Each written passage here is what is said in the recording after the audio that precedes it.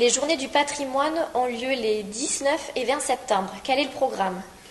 Alors le programme, c'est une programmation qui est assez complète, assez variée, et elle s'est enrichie d'initiatives locales, notamment de deux initiatives locales dont je vais vous parler.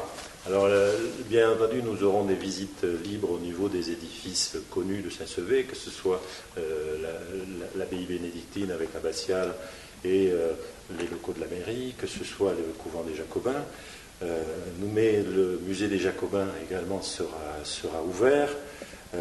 Nous aurons également au niveau de la salle capitulaire aux Jacobins un diaporama sur les images du Béatus, images du Béatus en haute définition. Également, et là ça fait partie des deux initiatives locales, nous avons une exposition d'appareils photo anciens avec des photos prises avec ces appareils photo, et ça sera là au 14 bis rue du Général Lamarque. Également, il sera ouvert le champ de bataille 14-18 à côté du cimetière, qui est une réalisation tout à fait extraordinaire et qui a besoin d'être vue et je dirais même revue. Voilà pour les visites libres. Bien entendu, il y aura un certain nombre de visites guidées, notamment la maison Saint-Ex. Pour pouvoir visiter la maison Saint-Ex, il faudra téléphoner à l'Office du tourisme pour faire des réservations. Ensuite, bien entendu, il y aura la visite à l'intérieur de l'abbatiale, dont le thème ce sont les sculptures romanes, et puis les travaux qui sont à l'intérieur de l'abbatiale. Cette visite qui sera faite par Marie-Danielle Lafargue vous permettra de découvrir l'avancée des travaux dans l'abbatiale. Enfin, une visite qui me tient à cœur, c'est la visite qui sera faite par Marie Ferré. On peut parler de balade urbaine et de balade urbaine pour, je dirais, ouvrir vos yeux, ouvrir nos yeux sur certains détails de l'architecture de notre ville.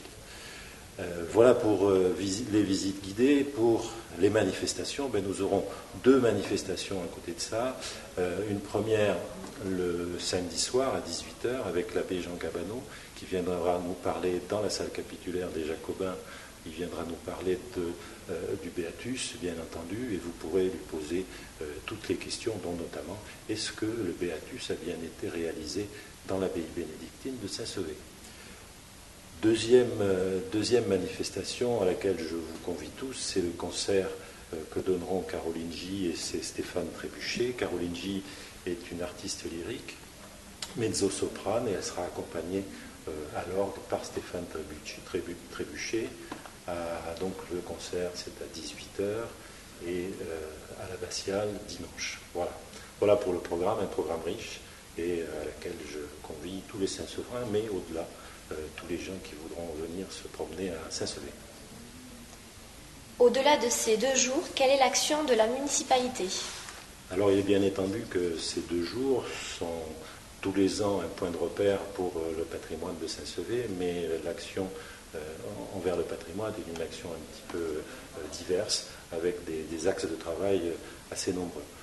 Un des premiers axes de travail, j'en ai parlé tout à l'heure, c'est l'inventaire que fait Marie Ferré depuis le mois d'avril, et ça va durer encore jusqu'au mois d'avril l'année prochaine. C'est une manière de répertorier l'ensemble des édifices intéressants et même des petits édifices de Saint-Sevé, quelle que soit leur origine, quel que soit le siècle où ils ont été construits. Mais c'est également la possibilité de faire un travail sur le patrimoine immatériel de Saint-Sevé. À côté de cette mission de l'inventaire, nous avons donné une mission à un cabinet d'architectes, le cabinet Thévenins à Liège, pour faire un diagnostic de l'AVAP. L'AVAP, c'est un nom un petit peu barbare, c'est l'ère de valorisation de l'architecture et du patrimoine, mais en réalité, qu'est-ce que l'AVAP, quel est son but? C'est de définir en réalité, en collaboration entre les élus et la population, une zone de protection, mais surtout de valorisation de notre patrimoine commun, du patrimoine qui nous est cher, c'est celui de Saint-Sevé. Troisième point d'attaque, c'est le projet scientifique et culturel du musée. Ce projet scientifique et culturel sera présenté au prochain conseil municipal et il a pour but la transformation du musée pendant les 2 à 3 ans qui viennent. Nous avons le soutien de la DRAC, la Direction régionale des affaires culturelles, et le but de cette transformation, c'est de pouvoir garder le label musée. Et enfin, nous avons tous les travaux qui sont entrepris sur l'ensemble des bâtiments. À ce propos, où en sont les travaux de l'abbatiale?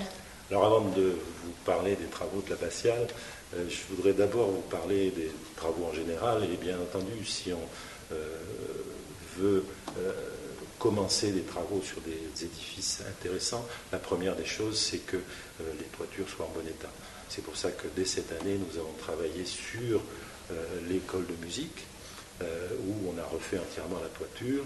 Une partie de la toiture au niveau de la mairie, au niveau des galeries, seront refaites l'année prochaine, ainsi que au niveau des Jacobins. Là, la programmation n'est pas encore définie, les choix budgétaires ne seront pas définis totalement, mais c'est dans le tuyau, je dirais.